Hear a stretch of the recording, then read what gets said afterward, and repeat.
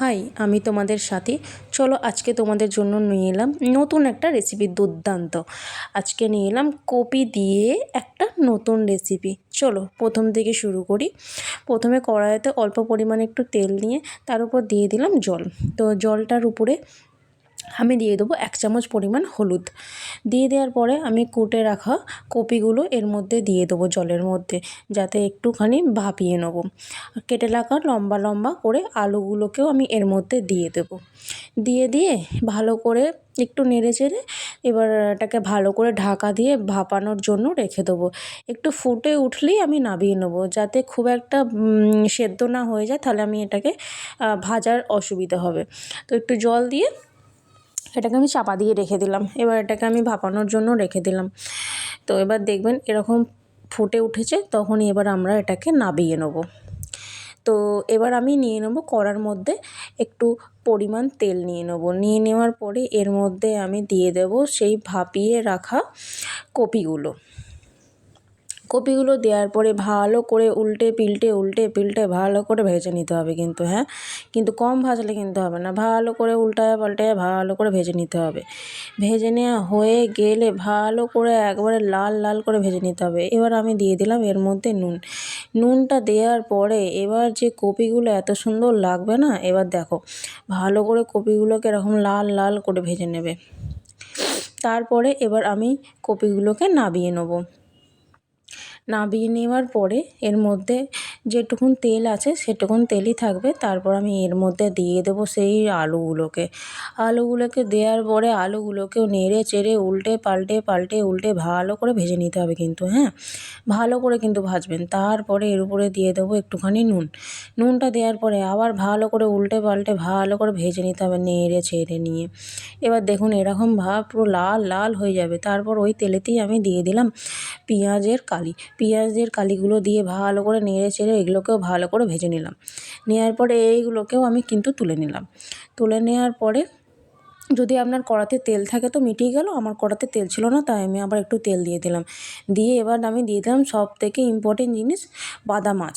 এবার এটাকে আমি দিয়ে ভালো করে এটাকেও নেড়ে চেড়ে ভালো করে ভেজে নেব। এর মধ্যে দিয়ে দিলাম নুন, দিয়ে ভালো করে উল্টে পিল্টে ভালো করে ভেজে নিলাম এটাকে। নিয়ে এটাকে তুলে রাখলাম। এবার অল্প করে কড়াতে আপনারা তেল দিয়ে দেবেন।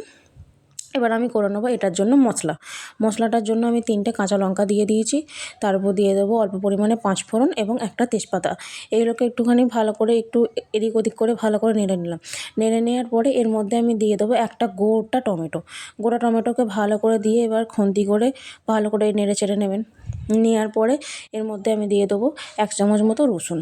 তারপর দিয়ে দেবো আমি এর মধ্যে 1 চামচ মতো আদাটা দেওয়া হয়ে গেলে এবার এটাকে ভালো করে নেড়ে ভালো করে কষতে নেবো। তারপরে এর মধ্যে দিয়ে দেবো কুচনো ক্যাপসিকাম। এবার ক্যাপসিকামটাকে দিয়ে ভালো করে নেড়ে নেবো। নেড়ে এবার এর মধ্যে দিয়ে দেবো 1 চামচ পরিমাণে জিরে গুঁড়ো। এবার দিয়ে দেবো 1 চামচ পরিমাণ ধনে গুঁড়ো। এবার এটাকে ভালো করে একটু ভালো করে কষে নেবো। নিয়ে নেওয়ার পরে এবার ভেজে রাখা কপি এবং আলুটা এর মধ্যে ঢেলে দিলাম। আপনারাও কিন্তু ঢেলে দেবেন, হ্যাঁ, রেখে দেবেন না কিন্তু। এবার ভালো করে মশলাটাকে সঙ্গে এটাকে ভালো করে মাখামাখি করে নিলাম। ভালো করে মাখানো হয়ে গেলে এর মধ্যে দিয়ে দিলাম 2 চামচ পরিমাণ লঙ্কা। আপনারা যেরকম ঝাল খাবেন সেরকম দ্বারা দেবেন, ঠিক আছে। তো তারপরে দিয়ে দিলাম এর মধ্যে অল্প পরিমাণে একটু হলুদটা দেওয়ার পরে ভালো করে আবার মাখাচাকা করে নিলাম। ভালো করে কড়াইয়ের মধ্যে নিয়ে এগুলোকে ভালো করে মেখে নিয়ে নিলাম।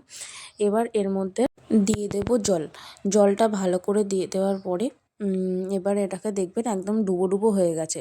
এবার একদম জল দেবেন যেন সব কিছু ডুবে যায় এরকমভাবে, হ্যাঁ, যেন ভেসে না থাকে, দেখে নেবেন একটুখানি। এবার এটাকে চাপা দিয়ে দিলাম। চাপা দেওয়ার পরে এবার যখন হাই ফ্লেমে দিয়ে এবার দেখবেন এরকম ফুটন্ততে এবার দিয়ে দেবেন ভেজে রাখা পেঁয়াজের কলিগুলো দেওয়ার পর আবার একটুখানি নাড়ে চাড়ে নেবেন। নিয়ে আবার ঢাকা দিয়ে দেবেন। দিয়ে আবার কিছুক্ষণ পরে ঢাকাটা খুলে একটুখানি দেখবেন যে আলুগুলো সেদ্ধ হয়েছে কিনা, সব কিছুটা সেদ্ধ হয়েছে কিনা একটু দেখে নেবেন। পারলে একটুখানি খুন্তি করে একটু সাইডে চেপে দেখে নেবেন, এরকম ধারা দেখবেন সেদ্ধ হয়ে গেছে। এবার আমরা দিয়ে দেবো এর মধ্যে সেই ভেজে রাখা মাছগুলোকে। এবার তারপরে দিয়ে দেবো অল্প পরিমাণে ধনেপাতাটা দিলে খুবই সুন্দর খেতে হয়। তো এটা সব তরকারিতেই দেওয়া যায় আর খেতেও খুব টেস্ট হয়। চলুন, আমাদের অলমোস্ট ডান হয়ে গেছে। এবার আমরা গরম ভাতেতে নিয়ে একদম মাখাচাকার মতন করে খেয়ে নিলাম। চলো, টাটা।